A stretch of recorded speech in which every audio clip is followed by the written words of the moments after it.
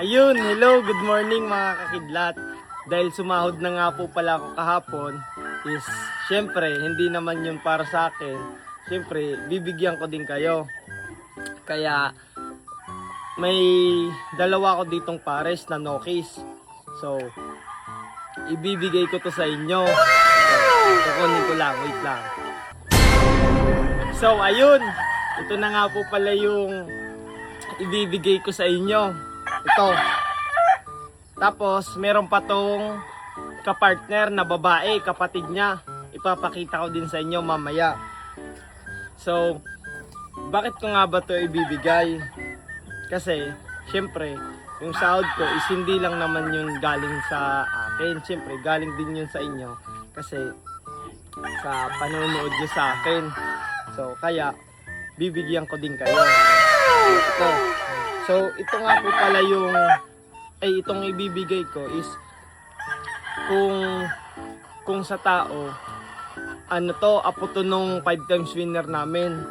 And, pamangkin naman to, nung 2 times winner na namin, yung nung pinag-exam ko nung nakaraan. So, ito po pala is 6 months old.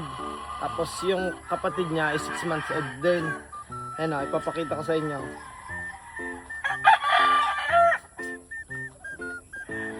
Ganda, quality. And yung bloodline nito, nandito pa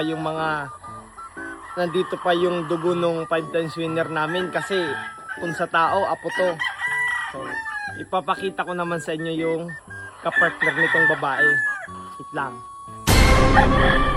So ayun, ito naman po pala yung kapartner nung lalaki. Ito, yung kapatid niya. Ayan o. Ang ganda, quality din. And yung ano niya, palong, straight comb din siya.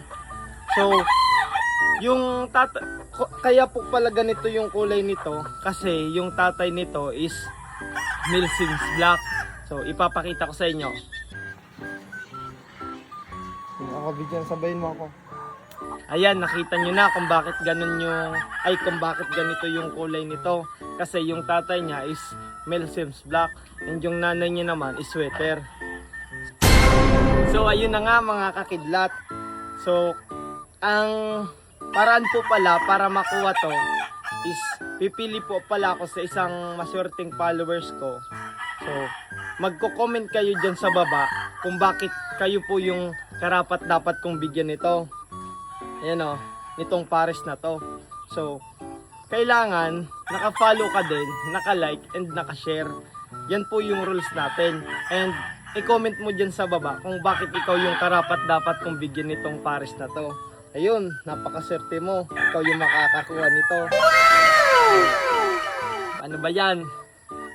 Magbabasa na lang ako dyan sa baba kung sino yung mas karapat dapat bigyan ko nitong pares na to.